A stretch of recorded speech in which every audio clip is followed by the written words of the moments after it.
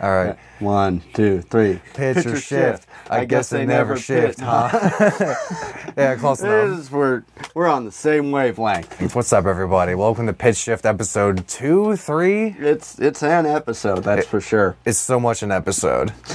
Yes, welcome to the latest episode of Pitch Shift, the only show on the internet with two men sitting in a room and talking about things. Don't fact check that. The only show. We're the only show that has quirky little audio bits like this. Have y'all ever seen Wreck-It Ralph? Have you? Soundboard in about 20 minutes. And you're gonna hate it for the rest of time. But it sounds like it was compiled in 20 hours with a variety of great things, such as this is the humdinger. Monkey. I didn't even think you clicked anything. I think it just wanted to play that. It did. It wanted it so bad. Monkey. But would you like to tell the audience at home what we're talking about today? Would I? Oh, man. So, that classic movie, Son of the Mask. That's what we're going to be talking about today. No, we're going to be talking about the squeakquel to that. The squeakquel that we are making is called Mask 3. We didn't decide on a subtitle, did we? Should it have a subtitle? Should it just ignore Son of the Mask? It should ignore the continuity established in Son of the Mask. We're purists. We're only going off the original Mask movie. And even that, I think is basically just a reboot. Count this in the same camp as that Hellboy movie. Yeah. Where it's like, it's a reboot instead of a third movie, and it's worse. Yeah, the Dark Ages, and for good fucking reason. In case you're wondering what we're referencing, watch the 2019 Hellboy. One of the first things that happens in the movie is a narrator, Ian McShane, goes, whatever year, the Dark Ages, and for good fucking reason. And that's how you know you're off to a great start. And then they cut off Mila Jovovich's head, and then Merlin is in the movie, so is King Arthur. Yeah, that was just... Merlin and King Arthur just kept showing up in movies they weren't supposed to fucking be in. They were in the Transformers movie, too. One of the first lines spoken by a human in that movie is Stanley Tucci as Merlin. Mind you, after playing a different character in the previous movie, shows up as Merlin just drinking and goes, "Oh, I'm suzzled." And then he continues to ride off to go get a staff to command a dragon. That's how the 5th Transformers movie starts. Was he a different character, or was Merlin always around, and he changed his identity? That's the secret. That they should have established that twist, because Stanley Tucci's not in the 5th movie outside of that scene, so that would be pretty good. Hell yeah, dude. So, we are talking about... Oh, yeah, we're getting our movie sponsored by Pitch Shift. Yeah, we're sponsoring our own film. We're getting it sponsored by Pure Flix. Because it's pure Mask Kino. We could probably get that guy who's in all the Pure Flix movies, that, like, pastor. I think his name is, like, David R. White or something like that. Yeah, more like David is White. That guy is just trying to be like boneless John Wick so bad. He looks like Sammy Hagar. He does look like Sammy Hagar. He goes to Sammy Hagar's house. He's like, "Who are you? I'm you, but better." You, but holier. He's just full of holes. That's why he never takes his shirt off, despite being kind of a buff dude. It's all part of his ruse. He's taking us on the ruse cruise. Oh, and shit. We didn't even pay our tickets. Yeah, we're just stowaways on the ruse cruise. we rused ourselves on this cruise. We're off to a rollicking good start. As always. Sammy Hagar and Pure Flix. So yeah, we're pitching a new Mask movie, which I guess you could say is closer to the comic books in that it's going to be fucking violent and disgusting. It's going to be horrible, for sure. And Lobo's going to show up. It's going to be awesome. So our placeholder title is Mask 3, Return of Jafar, because we didn't come up with something, although we do have something later. So the movie is going to be a dark and gritty, shittily color-corrected, Zack Snyder-esque serious drama, because it's for grown-ups. This movie is truly for grown-ups. Yeah, a movie about a green cartoon character bonking people on the heads with a hammer is for grown-ups. It's gonna have a cold open before, like, after, like, the production title crawls. It's gonna have a cold open of a guy saying, "Please stand for the Pledge of Allegiance." and it's gonna be. Should we get the here audience at home? Join us in standing up for the Pledge Allegiance to the mask. It's gonna be 15 to 30 seconds of just like black screen, and then it's going to have like a red, white, and green flag just flapping in the background with no music, and then it says "I pledge allegiance to the mask," and then halfway through it just cuts to the opening title crawl. This was just something in what we just found this when we were looking up The Mask. Was it something that's from the comic or what? Yeah, it was a comic storyline. I think it was a Screen Rant thing. A source in the description. Just kidding. That's more than they do. They just fucking rip off people's videos and then credit them. And so it was a Screen Rant thing where it's like 5 ways the movie's better than the comic and 5 ways it's worse. And it's like, oh, there's no political satire in my goofy movie where Jim Carrey plays a feel-good meat cute movie. He's filled with meat, all right. Yeah, he's just a meat cube in that movie. He's been trying to use this meat cube as a fleshlight. But enough about Cameron Diaz. That's the only movie she actually looks hot in. Yeah. I'm not here to body shame. We're allowed to have our preferences. Yeah, this woman will never meet. Yeah, I prefer her in Shrek when she was Ogre Fiona. Like, I like a little meat on my bones. Boger. Yeah. Oh, shit, honey. My boger's so hard on diamonds. Relax, honey. It's just the boger. So I'm not losing my mind. But, yeah, so the movie starts off with the Pledge Allegiance to the Mask, this iconic part of the character, maybe. Yes, truly a movie for our hardened times, bringing it back to the boger. And, it's all a big part of our mass writing campaign to fuck up the election by having writing votes for the mask. Everybody's gonna write in for the mask. And then, it's gonna be like that Robin Williams movie that I talked about. I don't think we were recording, but I talked about it before, and I don't know what the plot is, but I'm pretty sure the plot is he's like a comedian who runs for president and then actually gets elected president. We're gonna have that happen with the mask, and then we're gonna find out the mask is real, and he's actually gonna be the president. Yeah, the mask is the president of Israel. It was just that part of the fucking Rem Lazar Red Letter Media where they're just like, make Rem Lazar more real, and Mike or what the fuck's Josh? I always call him Mike because he looks like the Mike we know. Hey, Mike. Hey, Mike. And I looked at the wrong camera. Hey, Mike. And that's leaving. That's CNN. And the one's like, oh, it makes Rem Lazar be more real, and Josh is just like, more real. Rem Lazar is real. Rem Lazar is real. Yeah, Rem Lazar did 9/11. Speaking of cameras, you're getting primo content. I'm adjusting Steve's camera because he's a tall freak of nature. It's true. I can't help my genetics. Why was I cursed with being tall? You're like that fucking Netflix movie, Tall Girl. And that it's a tall girl and living in a short world. There's a Cosmonaut Variety Hour video where they watch that, and the one guy's just like, tall girl, oh, that's such a low blow for a tall girl. We should watch Tall Girl. Yeah, tune in next time for our Tall Girl sequel, Taller Girl. Tuna for next time. And then that's going to tie into Gone Girl. You're going to wish you were gone, girl. Have you seen that screenshot of Gone Girl? It's just like, it's true. My wife has become a Gone Girl. Simultaneously, I hate and love that meme. Like, the best one I saw was at the end of like Resident Evil 0 when Rebecca's talking to Billy, Resident Evil Billy, and she's like, "We did it, Billy. There are now 0 Resident Evils."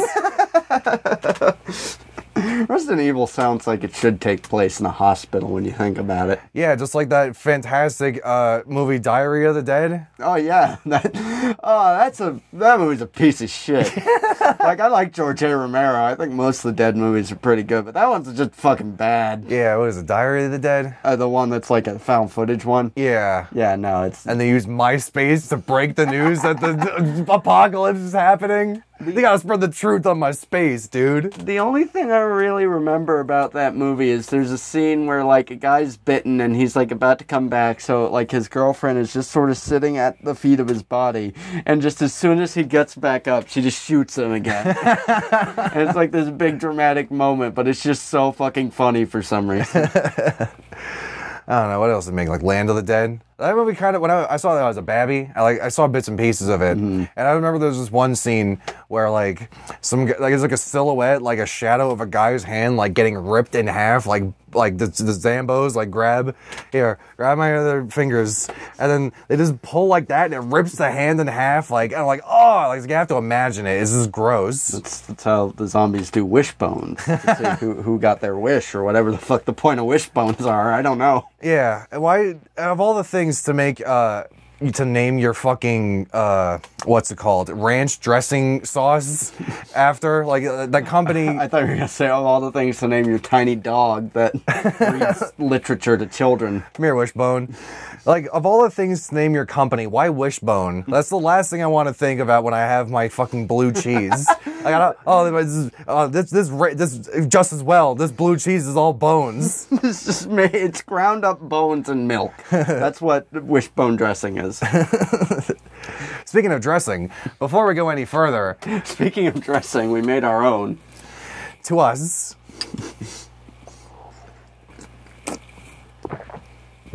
This is actually gin. We're trying to live out our dream of becoming Gin Genie. Gin tastes like cleaning product. It tastes like genies. I was actually going to text you earlier because for some reason I just remembered you had a bottle of Beefeater. Yeah. And I was just going to text you, Beefeater, I hardly know her. Banger, I hardly know her. So, we have our Pledge Allegiance of the Mask out of the way. And it's going to go through like a little comic. The mask itself is somewhat sentient, and it goes through little comical phases where it tries to attach itself to people's faces. We have Dave Bautista of Guardians of the Galaxy fame in the movie, and the mask is going to try to attach itself to Bautista's face, and it just kind of falls off and goes into the gutter. This is actually something taken from the comics in I believe the first thing of the mask, and my mouth just tastes like I just licked a fucking carpet at a hotel. But in the mask, towards the end of it, there's like a villain who, if I remember correctly, starts off kind of like skinnier, like more muscular. Like he's always jacked, but I believe he starts off more sort of wiry, and then over the course he becomes like more jacked. Or this doesn't happen, and I'm misremembering something I read once many years ago. The choice is yours. But there's this big huge guy, and he wants to get the mask, and then he finally gets the mask, and he puts it on, and it just kind of falls off his face. And it's that type of thing where it's like, I've noticed this more and more recently, where you can do certain things in a comic that would be considered like tone shifty, or stuff like that in a movie. Pitch shifty. Yeah, pitch shift.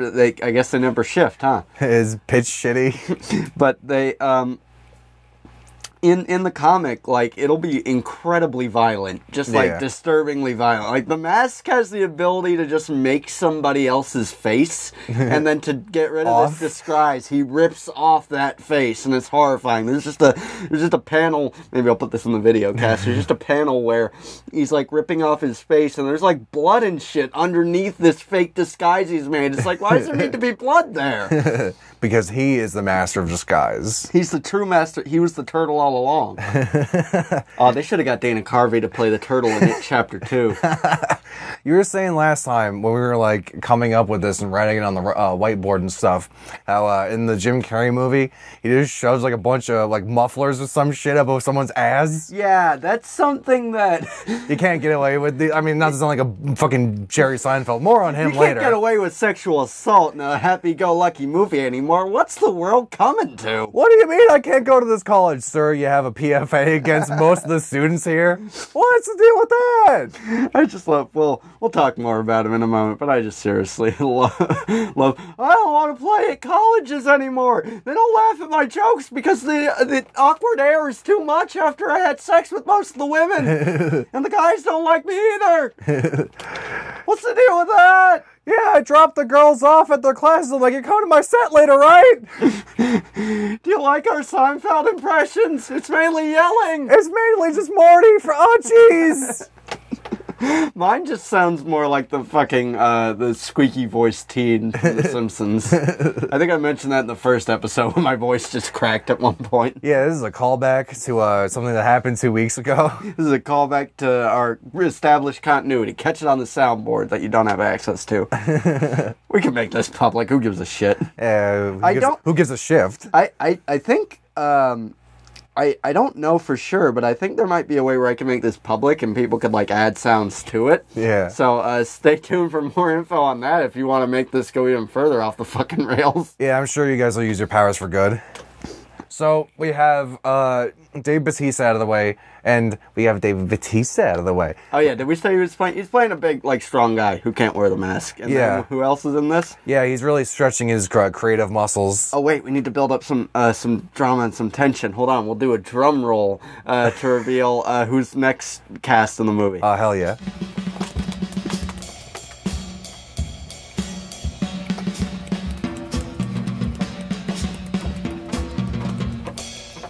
I can already tell by the audio waves I'm going to have to add that in later. We heard that. You have just heard what is probably a much louder version of it that you could tell was not recorded in this room, but we tried. We tried so hard and got so hard, and in the end, I got hard. That is a drum roll from the group The Shags, and if maybe we'll talk about this more in a future episode because I find the whole thing fucking fascinating. No, we're still talking about it now. Yeah, I might as well. Well, that doesn't mean we won't talk about it in future episodes. We have like 4 things we talk about. If anything, this podcast is a record of our dementia. But, Yeah, for everyone playing at home, keep a tally of how many times that we go off track, and in lieu of going off track from our actual topic.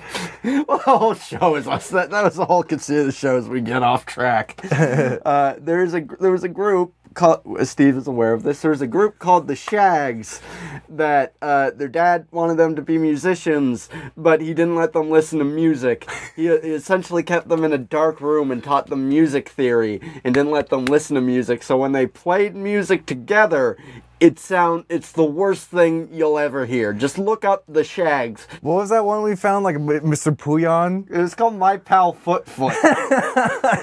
That's another thing. It's one thing. It's like, oh, you wrote these beautiful, deep lyrics, but it's clearly meant to be a stupid song to begin with. Yeah, is this like this long con troll by their dad, just keeping them feral, locked up in a basement with nothing but instruments? That's basically, my brother, when he was younger, had a joke that when he had kids, he would just leave one of them in a room for 18 years and then unleash them upon the world, and his name would be Monkey Boy. And that's basically what this guy just actually did, except he forced them to make music, and now we all have to suffer through it. That drum roll is from My Pal Foot. I thought you were going to say your brother was going to lock his kid up in a room and make him listen to nothing but The Shags. Now we need to take it the next step. Some parent needs to do that. They don't even teach their kids music theory. They just let their kids listen to The Shags. And they're like, this is what music is. You will make this. And my all Shags cover band, The Rags. But, so yeah, there's go look up The Shags. Yeah, look up their sheet music. They have sheet music transcribed and they play it live. People show up for this. Yeah, at least they're getting something out of that. I feel like if you did something like that and it was just okay music, just nothing to write home about, then that wouldn't be like, you either need to be great, like the best music that's ever made, or you need to be whatever the fuck the Shags actually are. The sounds? Yeah, dude, nothing is bad. Nothing is no such thing as bad PR. No such thing as bad Puerto Rico. But speaking of Puerto Rico, The Mask. If you're wondering what that has to do with it, nothing. Nothing. It's all shot on location in San Juan during a hurricane. That's why you that's why you pledge allegiance to the mask one last time before you get swept up in a wave. That's it. That's why it got cut off. That was all the mask recording we got before the tsunami took everything away. Yeah, and then Mark Zuckerberg just walks by my broken house in a fucking stupid emoji cam car, saying, "Oh, look how great Facebook VR is, guys." Just like I'm just dragging my fucking severed leg through the street. I will never forget that as long as I live. Just right after a major hurricane or something, they're just like, look at all this shit you can do with Facebook VR. You can stand shin deep in a fucking puddle that used to be someone's house. Ain't this weird? You can stand waist deep in a pile of babies. You could just go into someone's house and you know what you could do?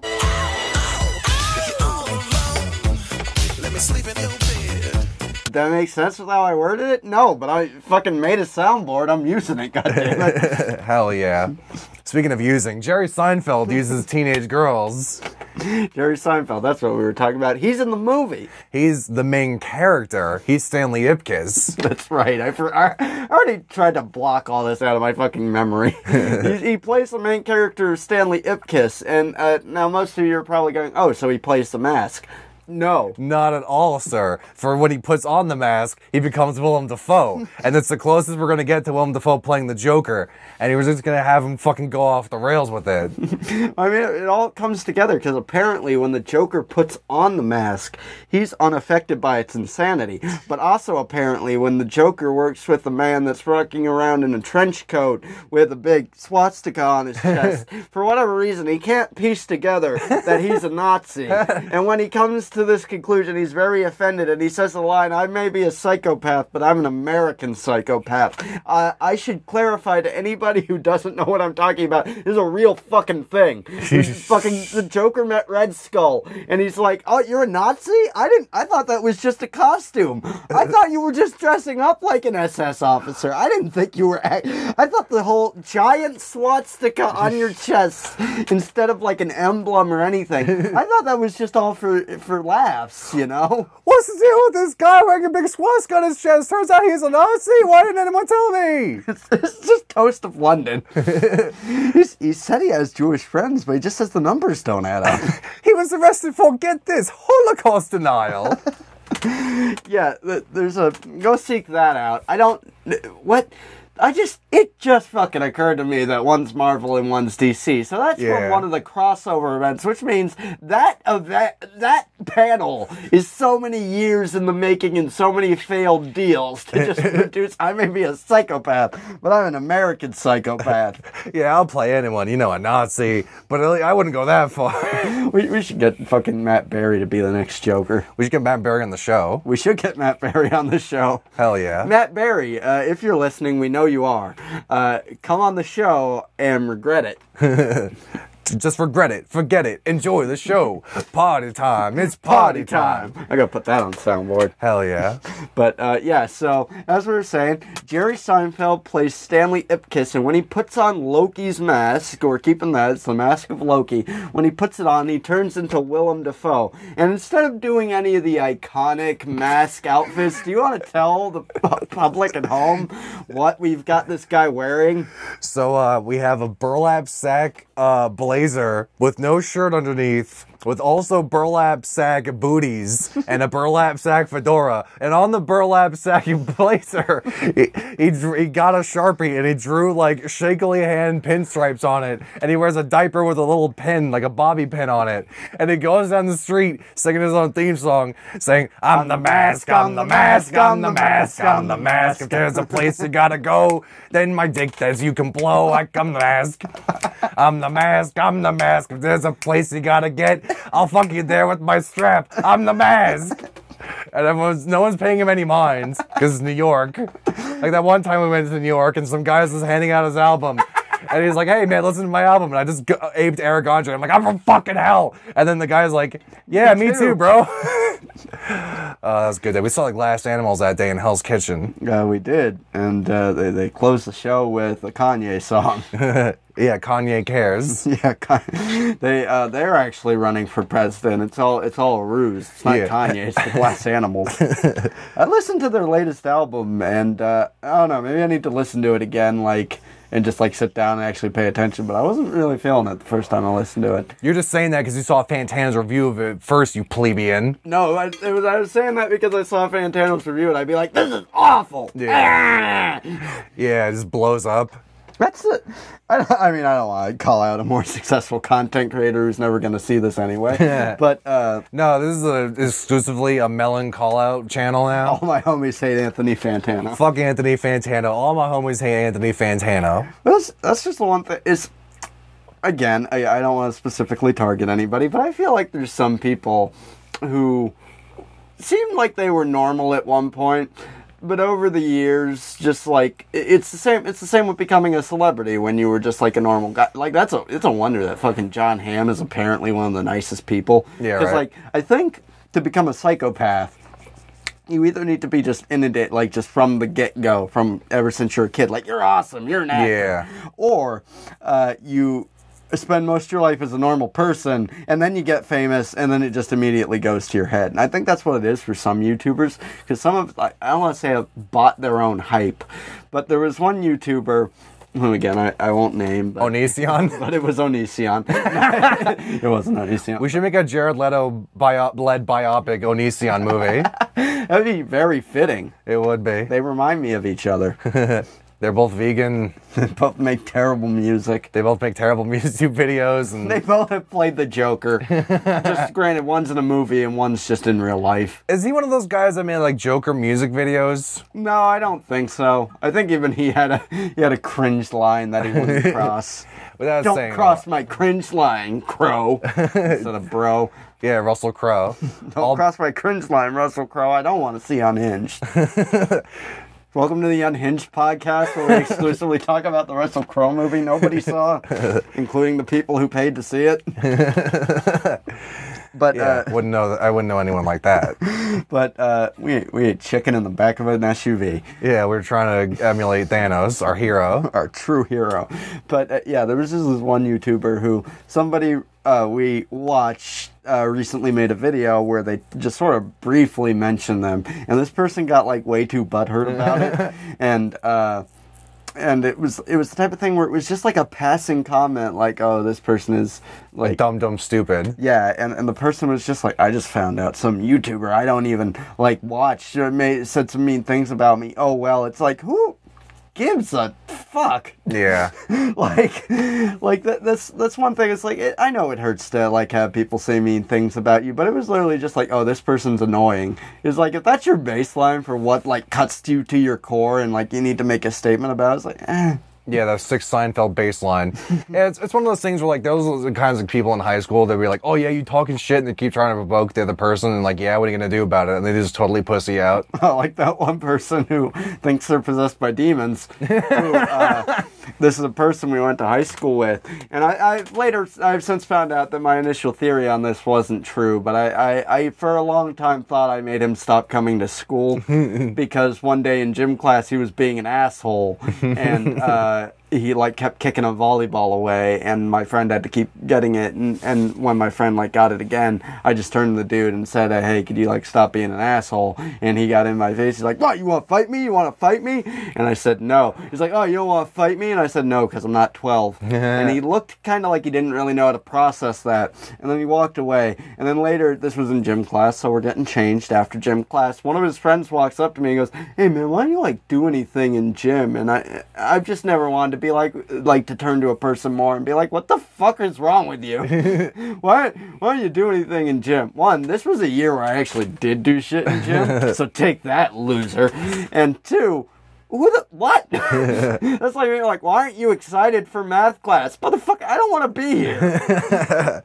Nobody wants to be here. Welcome to the High School Childhood Trauma Podcast. Welcome to, hey man, you're in like a building that you don't actually want to be located. You much rather be at home fucking doing heroin and dying in the bathtub. Why are you happy that you're here? Why are you trying more that you're here, man?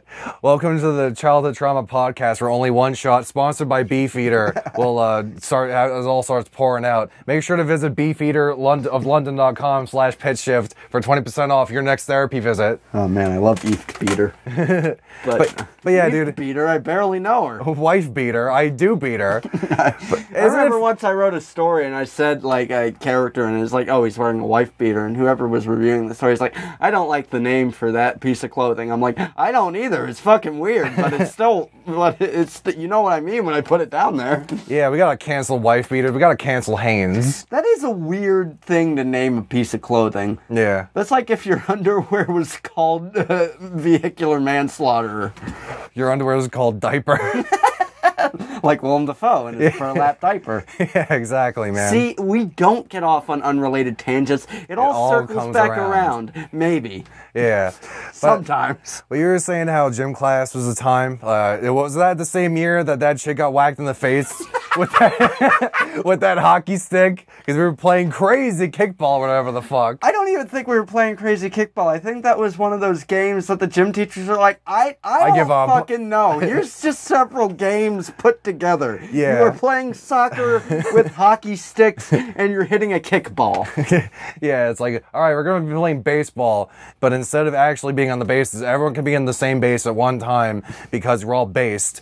Every kid is based. No based kid left behind. Thank you, Little B, for talking at that college. What was it, MIT? I think so. I love all those ones that were just like, oh, it's like kickball, except you could stay on the base as long as you want. And then people would stay on the base as long as they wanted. Yeah, you get to like first base, and then you're like, that's a very long way to second base. And nothing's saying I can't stay here. Yeah. So I'm going to stay here. It's all a metaphor for Arrested Development. Go watch Arrested Development. It's not season 4 onward. But yeah, no, the teacher just brings out a big, like they put down hula hoops everywhere. Those are our bases. And then they bring out a fucking trash can full of baseball bats and hockey sticks. And then this one kid, like, was up to bat and this chick was like standing way too close behind him. And like, because he's carrying a fucking hockey stick, not a baseball bat like you're supposed to. And just goes to like fucking winds him up to go whack this fucking kickball, which we can't actually use for dodgeball anymore because people are pussies. And then he winds it up and whacks this fucking chick in the face so hard it broke her nose, or at least made it bleed. And everyone's like, oh my god, and you and me were just fucking just laughing our asses off.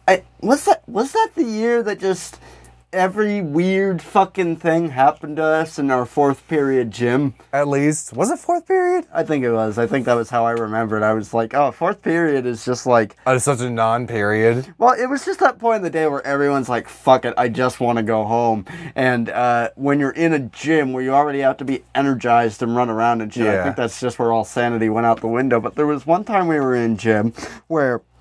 So it wasn't uncommon to see people like filming stuff in the halls and stuff like that. Digital media class, and people will just kind of be like using it as an excuse to ditch class and just like, hey, can we film this shit post and put it on the air? And then they're like, yeah, I guess. Well, apparently that was born out of when my brother was at the school.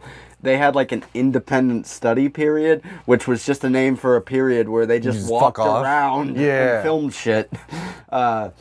And I think apparently for a period of time there were certain rules in our handbook that were directly inspired by shit my brother did. Like they would bring in a fucking like they would bring in like a portable grill and make pancakes. And so the school passed a thing where it was just like no George Foreman grills. And since it wasn't actually a George Foreman grill, they just kept bringing it in. And then they brought in George Foreman himself to endorse the grill and their use and all of the it. Fat drained into his mouth. Just like unhinging his jaw, just burning his tongue off and all his taste buds. That boy's poster for season 2 or Homelander, just a giant carnival mouth. But yeah, so apparently that's like what later birthed the fucking video class. And so it wasn't uncommon to see people filming for shit like that. And then one day, we're just trying to mind our own fucking business in gym. As you do. We're playing kickball, and it was one of those things where they like combined 2 classes because we were playing across the entire gym. Yeah, they moved the divots, the dividers up. They had these dumb fucking dividers that come down from the heavens. This thing that just loudly just starts squeaking when it starts lowering. It's like, oh, I guess we're only using half the gym today. No, we want to use the whole gym and talk to all of our friends across all classes. Ha ha, divider go brrr. We want to talk to our crazy gym teacher who we never had her, but one of the first things she ever said to us as people was, she's like, Jane Lynch in Glee was inspired by me. My hair is not going white. I dye it this color. And we're just sitting there like, what? She was explaining Are we stoned? She was explaining a game 2 seconds ago. I had her at least in senior year. Oh, that's right. I think you did. I never had her. Good on you, dude. She maintained that the fucking character in Glee was based off her because she kind of looks like Jane Lynch. Yeah, Jane Lynch visited our high school specifically and aped her character, paid her so many royalties. Jane Lynch came into Pocono Mountain East, saw that lady, and went, ha! And then walked out and just reinvented her whole persona. Yeah, so shout outs to Pocono Mountain East High School for inspiring the character of Jane Lynch, the IRL person. Yeah, it's all because of us. Our school has a fucking Wikipedia page that I don't think is edit protected, so we should take advantage of that at some point. I might be banned from making edits on Wikipedia after changing TJ Miller's name to TJ Miller Sad Face, but I don't know. I haven't checked, because I was editing it. It's like, did you know that you could lose your editing privileges if you do this? And I waited in my head, I'm like, worth it.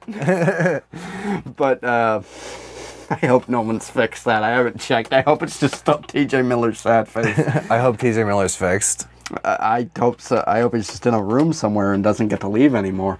But, so just wrap this up real quick. Yeah, we were in gym once and some girl just came by doing the sun drop dance from those old commercials. She just did it across the gym. And Twice! And there were people over on the side that had cameras and tripods, the whole 9 yards. They weren't fucking filming. Yeah, It was from, even if they were, they could have only gotten from an unappealing side angle. And most importantly, we never saw this video. It never came up again. So that just leads me to believe that this wasn't for a video. They were just doing that. And you laid on the floor. I crawled along the dinosaur. So, welcome to today's sponsor, Sun Drop. There was one day in gym class where we were playing baseball or something outside. Yeah, the one time we actually played baseball. It was like a shitty, gloomy day. It's like, that's nice enough to play baseball, right? Just get out of the school. But yeah, the rest of the class needs we don't only have so many dividers. I ran up to Steve with like a baseball mitt in front of my face, and I said, "Hey, Steve, you want to work at the carnival this winter?"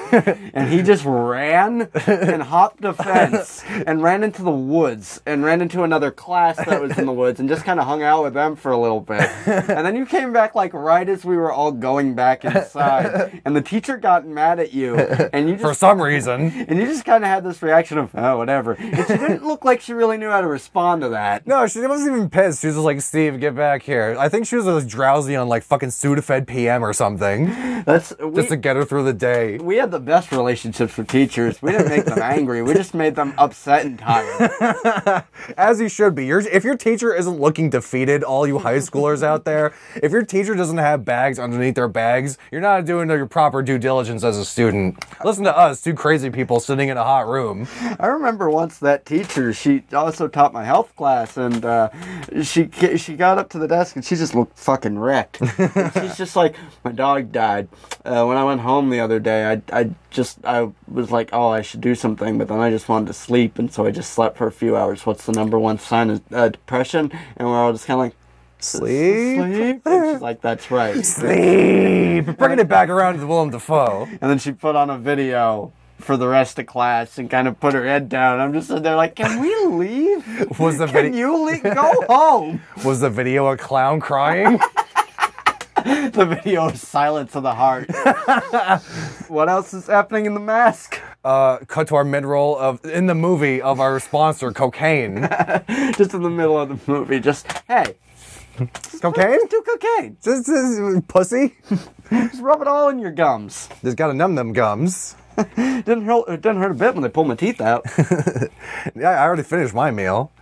So we have Crispin Glover as the main villain, Praetorius. That's right.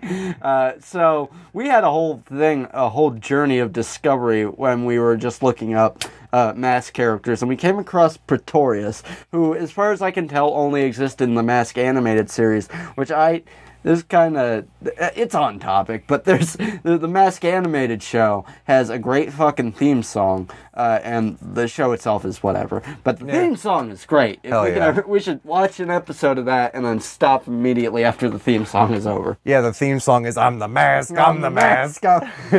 But so Praetorius is this guy who surgically removed his own head and put little spider legs on it, and it acts independent of his body. there was something specific about this that I think I'm gonna find out.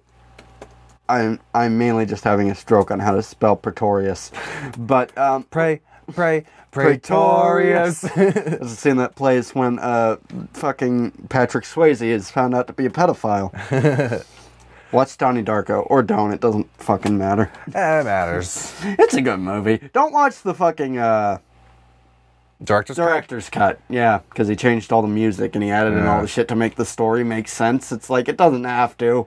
Yeah, he added in Notorious by Notorious B.I.G. Well, he took away that fucking Echo and the Bunnymen song that, like, opens up the movie, and he, like, I think he put in because it's all, like, what he originally wanted to use. Yeah.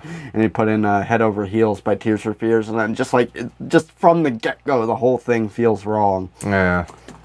Yeah, sometimes it's like, again, one of those studio interference actually working out for the better kind of movies. I think less studio interference, more just budget. I think that's a thing that happens a lot, is you have these, like, low-budget filmmakers who actually do pretty well, and then they start getting bigger budgets, and they become M. Night Shyamalan. And if you need a specific example, M. Night Shyamalan, I just said it. Because that's the thing, I think even he said that, like, back in the day, like, people put, like, such restraints on him, and so he was able to, like, he had to sort of find creative ways to do things. And more recently, they stopped giving him those restraints because they're like, you're a genius. And I think there's a story of, there's a whole book about this, but, you know, a book. I have to motion to remember what a book is. But is that one of those, like, really thick magazines? It's like there's those things in it that, like, they make noises if you put them together. Syllables? Wards? Warburton? War? What is it good for? What is it good for? But yeah, there's a whole book about how he was, like, he was trying to get, like, Lady in the Water made, and he, I guess, like, Disney apparently funded, like, most of his movies up until a point, and he was talking to whoever his, like, contact was there, and he, like, lays the whole thing, and she was confused, and she was just like, she kind of was talking, and he could tell she basically thought the story needed some work and stuff like that, and there's a part in the book where it's like, I asked her how long she thinks it would take to fix all these things. Like, 2 months? 2 weeks? What? And she had a look that said, not 2 months. Not 2 weeks. Not 2 years. Not ever. And you tell me how long you think it'll take to fix this. Well, he was talking to her, and apparently she's like, I don't get it. And he's like, oh, so you're saying I've lost my mind? And apparently this is, like, a direct quote from him. Where it's just you're sitting down. Imagine you're sitting down and you're like, yeah, I don't know, like, you know, this is my money at the end of the day, and I'm giving you this stuff to make this, so I just want to make sure it's the best thing to be. Oh, so you're saying I've lost my mind? I didn't say that at all. What are you talking about? You're saying I've gone completely insane. You're saying I don't pay attention to my wife enough, and I need to spend more time with the kids instead of going out to dinner with Disney executives and pitching bedtime stories that I tell to my kids. I don't have time to hang out with my kids. I gotta think of bedtime stories and then sell them to the Disney company and convince everybody I'm fucking nuts. Yeah, it's simple. It's like A, B, C, D, E, F, G, H, I, J, K, L, M, N, O, P. I just see the thing peaking just as you're doing all of that. But, oh shit, Pretorius is played by Tim Curry. Oh, nice. But we should get Tim Curry to reprise his role in full wheelchair and all. He is in a chair in this picture that they have on his wiki, so... Yeah, fair enough. There was a thing recently where somebody tweeted, like, it's days like today, I wonder what Tim Curry's doing, and he actually retweeted them and said, I'm eating 3 Musketeers, and every time I put one in my mouth, I'm saying, all for one and all for me, or something like that. I'm like, I'm glad you're doing all right. What a fucking G. Shout out to Tim Curry. Yeah. Next week's guest. I think as far as I know, the only thing he's been in since all that happened was that, like, terrible TV Rocky Horror Picture Show with Laverne Cox. Yeah, the thing that completely ruins the purpose of the shock value of Frankenfurter. I didn't understand that. Where it's like, oh, we got an actual trans person to play Frankenfurter. It's like Frankenfurter wasn't trans. No, he's just a crossdresser. Yeah, transvestite and transsexual are not the same thing. Yeah, check your privilege, idiots. Yeah, come to PitchShift for hardline definitions on how things in the world work. And come to PitchShift to avoid watching that shitty fucking Rocky Horror thing. PitchShift, we know what's best for you. Nuts. We're gonna get that on shirts. Oh yeah, just real quick thing. I noticed somebody, maybe it was my cousin, but if not, this is an even funnier story. But so I have some merch for my YouTube channel. I'm not plugging that because it's all terrible. I made it as it's more so an obligation of like, here's a few little sort of inside jokes from the videos, and I put them on shirts. And you must forgive Wimp Low. He made his merch as a joke. Well, I put from the. There's that one video where I talk about Arby's owning every... You're eating that beef. But I'm listening. There was that one video where I talk about the opening bit has like a joke about Arby's buying everything. And so I made a shirt for my merch thing that says on the back, it just says property of Arby's. And my cousin said he would buy one, and I sent him the link, so it's very possible he did buy one. But if not, somebody else just bought this property of Arby's shirt and is walking around with it. And God bless you, whoever you are. You put like a couple dollars in my pocket. Hell yeah. That I probably should. We'll have to owe to Arby's. That's the thing. Was like, there's what I have on the merch store is that, which has the Arby's logo. There's one that's just full on from just a frame from one of my videos, so that's fine. And then there is that one that's Rupert Wainwright's head, and it says, "This man ate my son." And I don't know if he could sue me over that, but it's transformative enough. He's a transformer. It would be funny if it did, because it'd be like, Your Honor, you can't prove he didn't eat my son. Case closed. I rest my case. Go watch all of Rupert Wainwright's filmography. Yeah, mostly just watch his Millionaire Matchmaker episode on Bravo. Watch his Millionaire Matchmaker episode, and then watch Blank Check, and go, oh, I can kind of see how these were made. These are from the same creative mind. Because that movie just ends with the fucking kid making out with the lady. 30-year-old lady, dude. It's not, it's like, she gives him like a note. It's like, oh, call me when you're a little bit older. And I think, don't quote me on this, because it's not like I rewatch Blank Check religiously as far as you know. Or watch it for the first time. But there's the part towards the end where she's like, oh, call me in like 10 years. And he's like, well, let's say like 6 or something. He like says a like smaller number, and I think she's like, okay, I'll kiss you now, child. Yeah, verbatim, line for line in the movie. Wasn't it a Disney movie? Or it was a Disney movie. It's the only reason I haven't reviewed it, because I don't want Disney to come to my house and shoot me. Yeah, no wonder Disney bought out Miramax. They're trying to do some damage control. Hey, Disney, Fox, it's real great that you fucking, you just do automatic worldwide blocks when your content ID catches something. Yeah, fuck you, Disney. All my homies hate Disney. I'll probably block this because they probably somehow own our voices. Yeah, definitely. But anyway, as we were saying, Crispin Glover, he plays Pretorius. Yeah, that topic we were always on. What's up with that? It's a topic I was always on. Welcome to Yelling, the show. Oh, it's the show about yelling.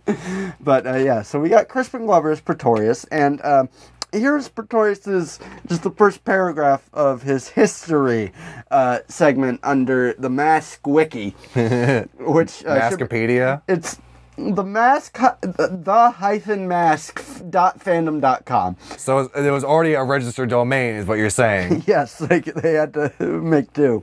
This is already the boneless Mask Wiki. So first, his little blurb in the beginning is, Pretorius is the main antagonist from The Mask, the animated series. Being the most recurring adversary of The Mask in the cartoon, having appeared in all 3 seasons of the series, he can be considered to be the archenemy. I just like that he can be considered the archenemy. It could be. I don't know. It's up to you guys. Why did you tell me who the archenemy is? That it was written by The Mask. He's like, he can be if he wants. I don't know. Has he talked about me recently? But the first thing of his history section says, Pretorius's This fucked me up last time, and it's not going any better. Pretorius is a madman who had his own head removed from his body and placed on tiny spider-like robotic legs, which it could attach to a larger android body. His plans always revolved around either obtaining or controlling the Mask of Loki. Pretorius is one of the few characters in the series aware of the mask's true identity, or as part of some increasingly insane science experiments, which, if it carried out, would result in the death of thousands or even the end of mankind. He mostly pronounces Stanley Ipkiss's last name as Ipkiss. That way you pronounce it. Yeah, very distinct. It just says pronounced name as Ipkiss. Cool, good. I guess he's doing thing right. Does it just say that for everybody?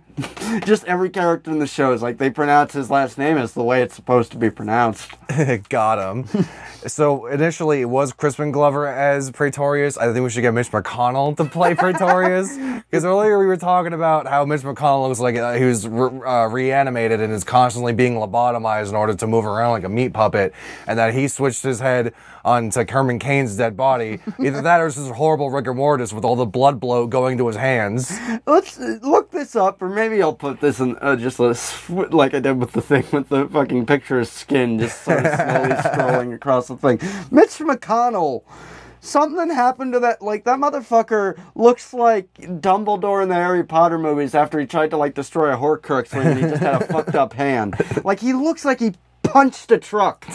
But it's also, like his hand looks all bruised and fucked up, but it's also around his face. So I'm like, did you just get hit by a car? What's happening? None of these people look right. He's been struck by a smooth criminal. Or what was the parody version that Alien Ant Farm did? Oh yeah, the version of Smooth Criminal that Alien Ant Farm did on their album was like a hidden track called Slick Thief. Because they didn't want to release like a cover song and become a one-hit wonder band mainly associated with a cover song. The past is funny. And then they made 3 different music videos for the same song. They had like 4 different music videos for the same song. There's a song called Movies by Alien Ant Farm that if you look it up, you're just going to have several music videos and they're all official. They're all from the band. They just kept thinking this song would take off.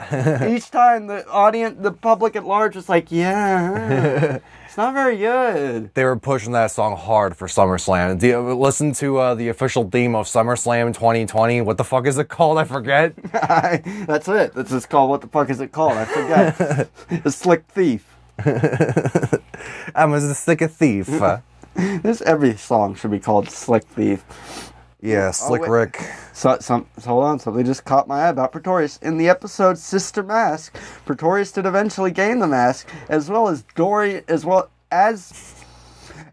in the episode Sister Mask, Pretorius did eventually gain the mask, and as with Dorian Tyrell, he retained his own personality while wearing it. While the mask is said to release one's own inhibitions, those who have no ambitions seem to retain full conscious control while wearing the mask, such as the Joker in the DC crossover. Yeah, he released his inhibitions. He felt the rain on your skin. No one else can mask feel it for you. Put on the mask. Put the mask on. No one else can put the mask on your face.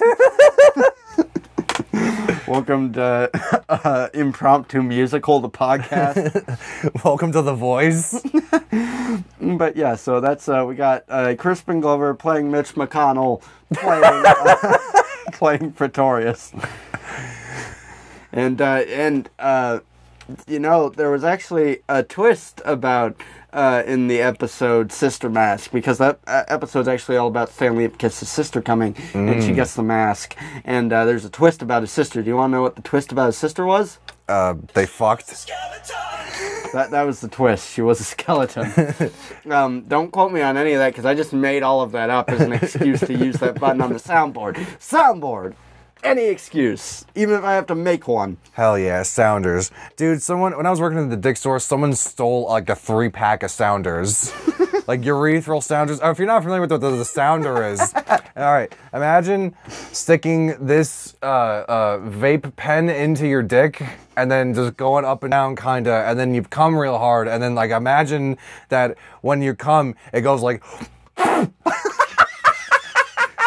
out of your dick hole. And then for the people listening on the audio only version, imagine that a straw just flew out of like a blowhole, and that's what a urethral sounding is like. Imagine an e-cigarette just flew out of a bearded man's mouth, 'cause that's what I had to see. That's I can't wait to edit this and just, as you're explaining that whole thing, just zoom in on my face as I'm just sitting here like, ugh. yeah, you're gonna have a time in After Effects.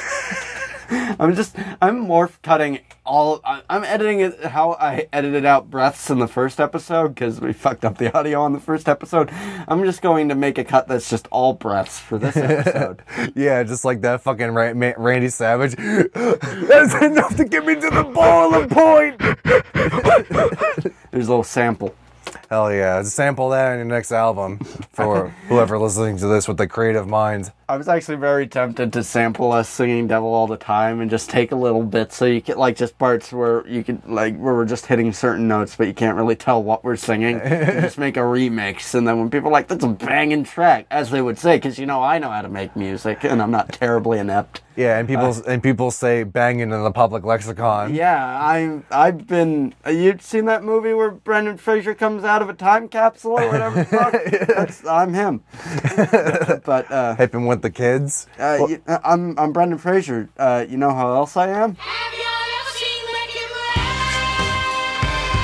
Kanye West. Yeah, doesn't even fit. It didn't even fit. It doesn't have to. Yeah, neither do the urethral sounders.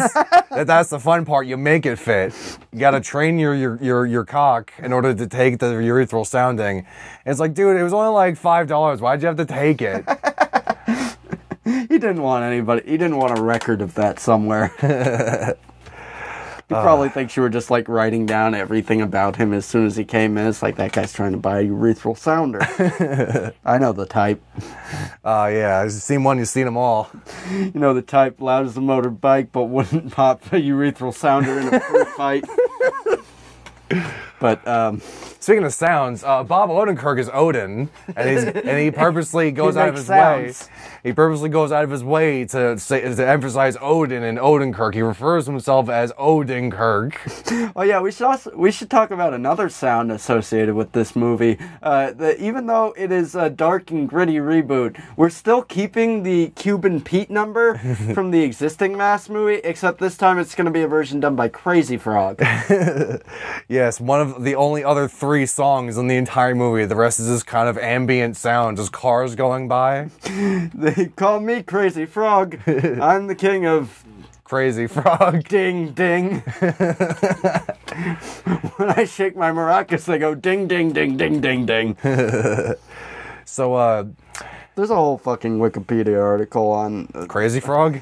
on Crazy Frog, but there's a specific section about issues with like British television where the ads just kept running over and over again, and so many people kept writing into the television stations like, please stop showing this. There's just this tiny frog man that's annoying and has an exposed dick.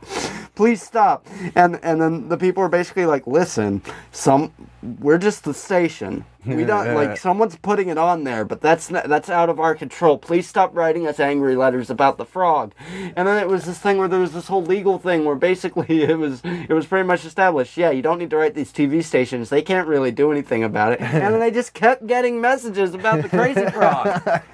It's like, hey, YouTube, stop posting these videos with this frog with this exposed dick. It's like, we can't help it. We just host the service. That sounds like a real Max Headroom kind of deal. Like when someone just hijacked like the TV station and like the frequency and just like had like Max Headroom like mask on and started moving the camera. That's the modern equivalent. Is somebody took control of British TV stations and only played Crazy Frog. Yeah, that's true rap rebel radio media.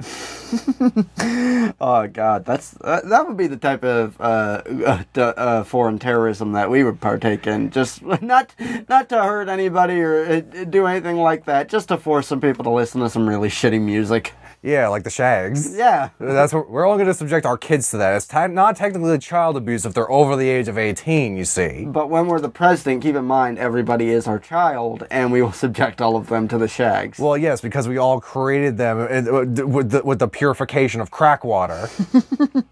We'll save that for when election season comes around. I mean, it is election season, but we're going to wait until like the very last minute to get those write-in campaigns voting. That makes sense. I like all Write-in campaign voting, that's the name of our band. I like all the parts of the show where people are just going, following, and lost blind spot for whatever the hell these people are talking about. All of our fans are Hideki Kamiya, and they're all blocking us for speaking English. I mean, English, air quotes. We're speaking our own special language. We speak crazy Frog. We speak crazy frog. We speak exclusively in dings. Oh yeah, so speaking of Crazy Frog and speaking of him in our movie, we got Bob Odenkirk as Odin. Do you want to tell him who's playing Loki? The man himself, Marky Mark Wahlberg. I just like, I'm looking at the list, and we got Mark Wahlberg as Loki, and then directly under it, we have score by Fred Durst. Also written and directed and score produced. Is crossed out, and written and directed is written in its place. Yes, and one of the other three songs in the movie, aside from our Mask themed song and our Pledge Allegiance of the Mask, is Behind Blue Eyes, exclusively by Fred Durst, because in this house, we sip whiskey and listen to Limp Bizkit, you heard? I mean, that's gin, but whatever. Not only will it be a Fred Durst, it won't even be Fred Durst's existing version of Behind Blue Eyes. We'll commission a brand new version of Behind Blue Eyes 2020. It's called Behind Green Mask. No one knows what it's like to be the mask man.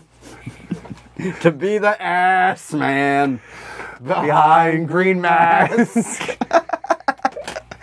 Welcome to Pitch Shift, where you get one terrible song at least each episode. We get more like one terrible song every fucking 15 minutes. This is all, we're gonna auto-tune just the entire podcast and start releasing it as hour-long songs. Yes, Auto-Tune the Pitch Shift. The very hip and topical YouTube channel, Auto-Tune the News. We brokered an exclusive deal with them. I'm a hip bitch, I like to pitch. Pitch Shift. Woo! I'm a pitch bitch. I'm a pitch bitch. I'm a pitch bitch, I like the bitch. I'm pitch bitch. But so yeah, we are. Not only do we have a new version of Behind Green Mask. Behind Green Mask. We got a score by Fred Durst. All the other stuff is by Fred Durst, except for the Crazy Frog, Cuban Pete, and the Pledge Allegiance to the Mask. A song that was just 300 years in the making. I'm sure when Francis Scott Key was like sitting in his holding cell in that ship being bombarded by fucking artillery, he knew that song would be transformative enough to be relevant once again in the public lexicon. Yeah, you always gotta love those kids in school. They were all like hip and edgy. He's like, I'm not gonna stand for the Pledge Allegiance to the Mask. This country's bullshit. I don't even like the Mask. I prefer Son of the Mask. But yeah, so we got that. We got our cover of Behind Blue Eyes. One of three songs in the. Oh, it's literally just written there. We prepared for this. And do you want to tell him who we've got pegged? We already got him on the phone. He's very interested. Do you want to let the audience at home know who we've got pegged to play the love interest, who will just be named love interest? It's not that so much that he's pegged. I think he's the one doing the pegging. So we have Dolph Lundgren as love interest number 42 in a brunette wig with his blonde. It's always like kind of tilted to the side with like his blonde spiked hair. He's got that Kaja haircut. Well, he was not too shy. Hush, hush, mask the mask. What? It would be great if Dolph Lundgren was specifically the love interest of The Mask, not Stanley Ipkiss. Like, he knows who he is, and so every time he's like, Stanley! And Stanley's like, yeah, Dolph Lundgren's here, yeah. And he always turns around, and Dolph Lundgren's like, why can't I just be with the one I love? I love him in fucking Masters of the Universe. He's just explaining to fucking Courtney Cox. It's like, it's this cylindrical thing. It has lights on it. And she's like, I know what that is. Watch Masters of the Universe. It's fucking awful, and it bankrupted the company that made it. Yeah, watch it for such classic scenes as Skeletor homoerotically whipping He-Man with a laser whip, and then falling for 15 minutes while screaming, and then and if you zoom in on his face, by the way, when he's falling at the end, his mouth is not moving. And then in the very kind of beginning act of the movie, Man-at-Arms and a few other dudes are just like trying to rob a KFC. The best part of that movie is there's a part where they're just all eating fried chicken, and the daughter's like, wait, this used to be a living thing? And Man-at-Arms is like, yeah! like she's just mortified by what she's eating, and Man-at-Arms is just like, What do they eat in the fucking Eternia? Well, that not only does it imply that they don't eat meat in Eternia, it also implies that despite that, Man-at-Arms knows what meat is. He's eaten it before. What's he been doing? Just sneaking off and eating snarf. I mean, that movie has that fucking thing that's basically snarf, because in the fucking show and shit like that, there's a little wizard named Orko who has the fucking hat, and you only see his yellow eyes, which, if depicted in realistic, like, graphics and shit, would probably be fucking terrifying. It's like, oh, our friend Orko is here. Just glowing eyes and smoke. But, yeah, there is a very similar sound we have for that. It's produced by Steven Spielberg. That's the kind of sound it makes when Orko is coming near you. it's just, I think Orko is near. How can you tell? Well, my hand is frozen. My hand's turning black. But they had the fucking little creature in there. His name was like Snarkos? What was it? It was like I don't fucking know. I was gonna say Grondo, and that's not a thing anywhere. But yeah, Santa and it's Grondo. But yeah, for whatever the fuck it Gwildor, I think is his name. There's a part in the movie where he does that. He goes, I hate it. Don't watch that movie. I don't like it. I don't like it upset. But we will be bringing back Canon Pictures. We're digging them out. We're bailing them out with our government money to save them from that terrible Master of the Universe movie they made so that we can now make our Mask movie. Maskers of the Universe. That's the name of the movie, There we dude. go. We did it. Yeah. Show's over. No more episodes. I love that you high-five my knuckles. But, yeah, Love of the Trust is played by Dolph Lundgren in a wig. Also plays Dog Lundgren. He's called Dog Lundgren in the movie and in the credits. Both opening and closing. And it's just a dog with CGI Dolph Lundgren face. I like that what you have written directly under it is just in quotation marks, I'm the Mask, Willem Dafoe. I mean, he said it. That's how we just hold that against it. It's like, you don't want to be in our movie, but we've got a binding contract right here. You said I'm the Mask. It says it right here in Steve's handwriting. My girlfriend goes to another school, so you can't see her. No, dude, it's... I'm just going to say that joke every episode from here on out. We said it last week, too. Hell yeah, dude. No, I I imagine, like, after the Pledge of the Mask, we just have a quote at the beginning. I'm the Mask, Willem Dafoe. You know how they always have, like, those Entertainment Weekly covers, like, in the lead-up to movies, and they have, like, the whole cast there? We just got one that's just Willem Dafoe, and it just says, I'm the Mask. He's just not in the costume or anything. He just fucking colors his face in with green Sharpie. They didn't do it. He just goes to every magazine stand and just draws on. And they're like, isn't that Willem Dafoe? He's like, He just hisses and slithers away into a gutter. He just flies into the sky. You just hear, ah! Slowly getting further and further away. Mask! Oh, killing a mask is bad luck, in. Bad luck to kill a mask. Bad luck to kill a Dolph Lundgren. Bad luck to kill a dog Lundgren.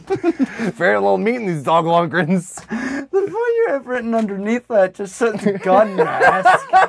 Which I'm just now remembering. We theorized that since you can put the mask on things and it like changes their power, like you put the mask on a dog, it becomes the dog mask. Or you put it on a mobster and he becomes a fucking Land of Confusion puppet. Or you put it on Jamie Kennedy and his hair becomes plastic. Yeah, you put it on Jamie Kennedy, he gets a ginger plastic wig and a fucking musical number that goes on for 2 goddamn years. But yeah, so I think the theory is if you put the mask on a gun, you could probably, like, it would take over the gun and the gun would just shoot out like just words? from its mouth, just like words that hit people with the force of bullets. Now that's the twist at the end of the movie is the love interest played by Dolph Lundgren puts the mask on a gun. Dolph Lundgren puts the mask on a gun. He's like, your time here is over. And then he shoots Seinfeld, not even the character he's playing. He just actually shoots Seinfeld, and we kept it in the movie. It's all we had. It was part of his dying wish.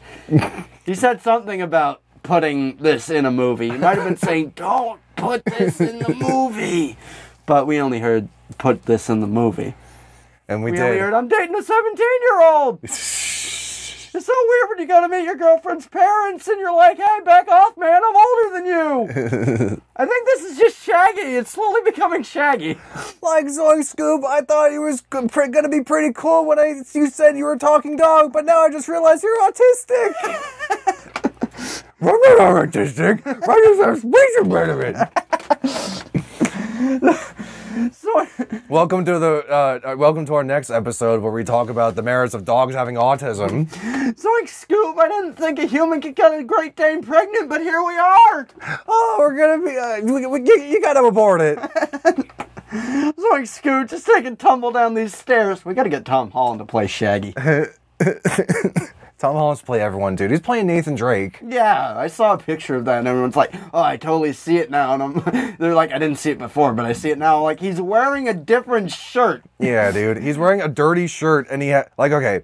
I'm sure he'll be fine in that movie, but just everybody like, "Oh, I see it now."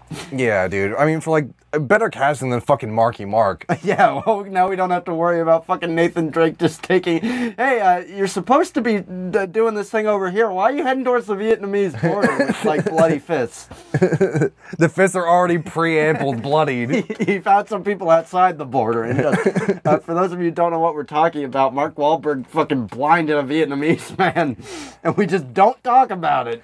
We're talking about it now. Well, yeah, but we're gonna get killed by him, so it's fine. Well, we're not Vietnamese. That's true. That's what saves us. Let's just say that flight would have gone down with a lot more blood if I were on board. Mark There would have been a lot of Wahlberg. blood in that first class cabin. Mark Wahlberg Flight to Vietnam. landed safely. We have fun here. Yeah. We don't want to name the specific YouTuber, but didn't defame them. Fuck Mark Wahlberg. I don't want to name the YouTuber because he is Mark Wahlberg. We fucked it all up. Sorry, man. I got a little too ahead of myself. He's gonna come beat the shit out of us. You're gonna come and beat the shit. We should get a fucking mobster movie where Mark Wahlberg just plays every Italian. Not you. Not you and not you. Speaking of yous, or something that rhymes with you, our movie is going to have product placement in the first degree, but it's going to be sponsored by products that we made up, such as Boo-Young Cubes. That's right. It's a candy corn flavored Boo-Young Cube that you can only buy in the Halloween season. It's sold all year round, but you can only buy it during Halloween. It's in those things that they lock up like baby formula in. Yeah, because people just keep stealing baby formula and hair products and shit.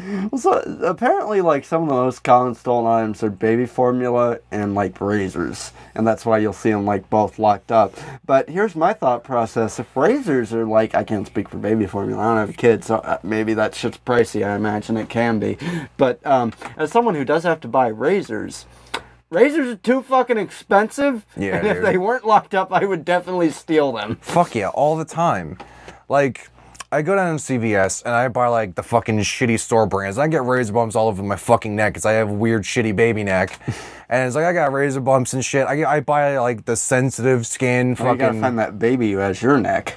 Yeah, we just gotta switch. Like Mitch McConnell as Praetorius. It turns out you're not actually supposed to have a beard. That's from the baby.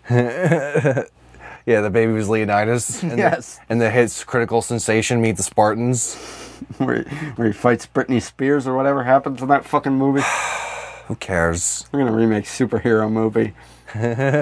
I mean, that movie already has like, some funny jokes in it. Leslie Nielsen's like the best part. No, this is healthy cough blood. And so is Shooter McGavin.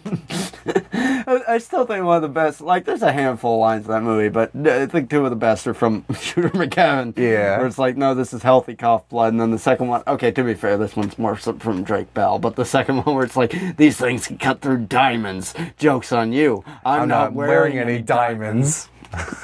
Welcome to the podcast where we specifically recount Freeberg and Seltzer movies. I don't even think they did that one. So maybe that's why it's actually watchable in parts. Tune in next week for Disaster Movie. Tune in next week where we'll have Freeberg and Seltzer on the podcast. We call them fucking hacks for an hour. More like fuck Bergen shit sandwich.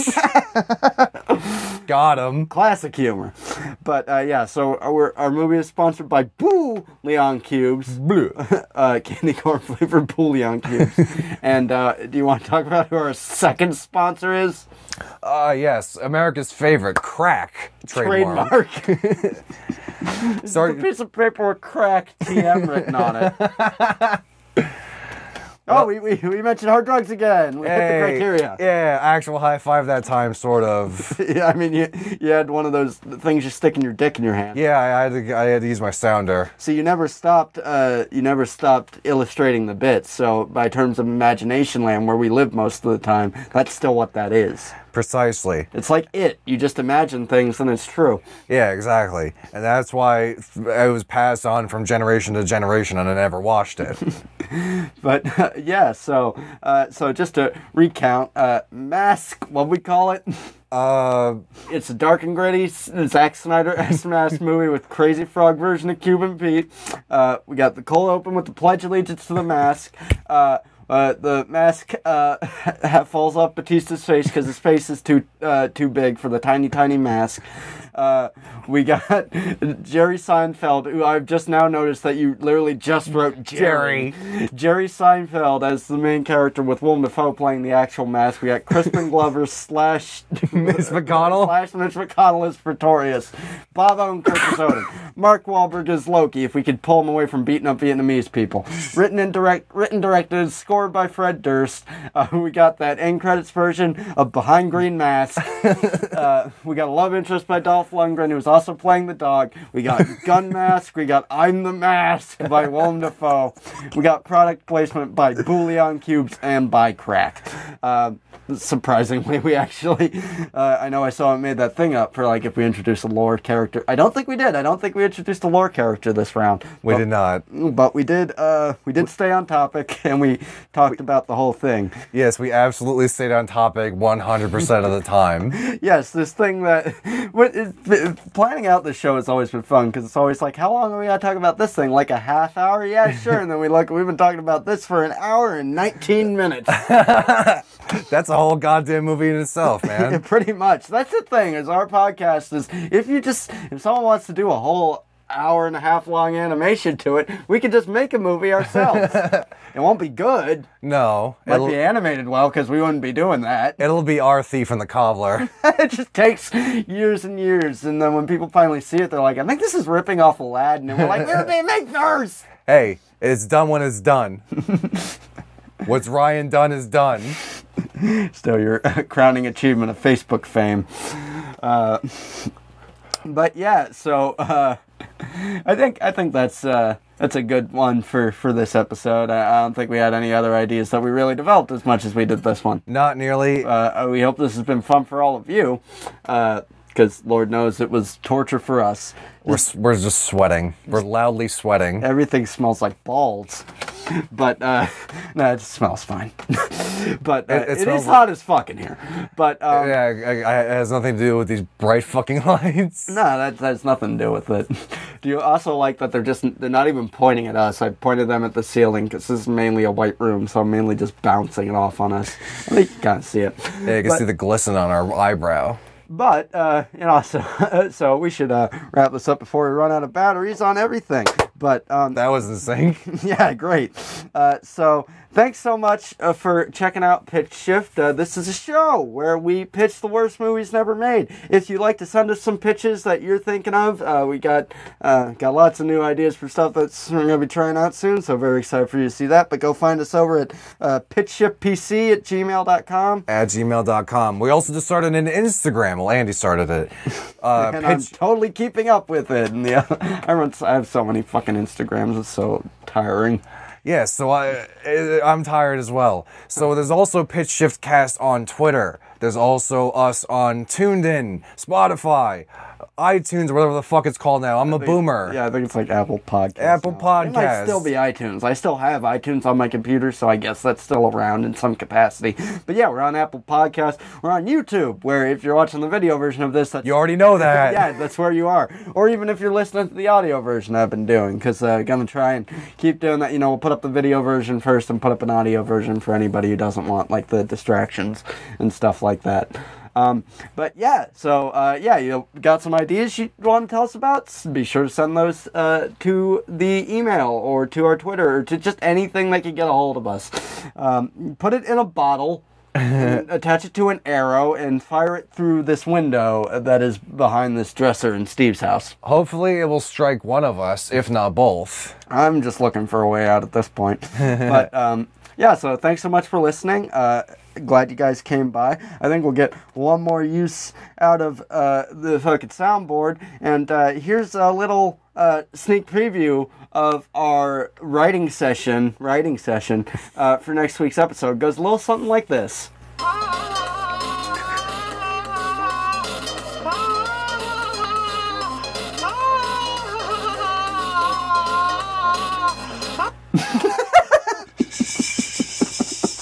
It's gonna be fun to edit. Hell yeah. just both of us just stomping, just I hope you appreciate the effort I went through to find that. You know how fucking hard it is to find an old Flash video from fucking Weeble stuff that's just called so many. If you don't hit the right amount of H's, you're fucked. But anyway, thanks so much for checking this out, guys. It really means so much to have fans listening and stuff like that. And we will see you in the next episode. Do you want to sign off with our classic catchphrase? I'm the mask, I'm the mask, I'm the mask, I'm the mask. There we go. That's it. We're sorry. Thanks so much for stopping by, guys. See you next week.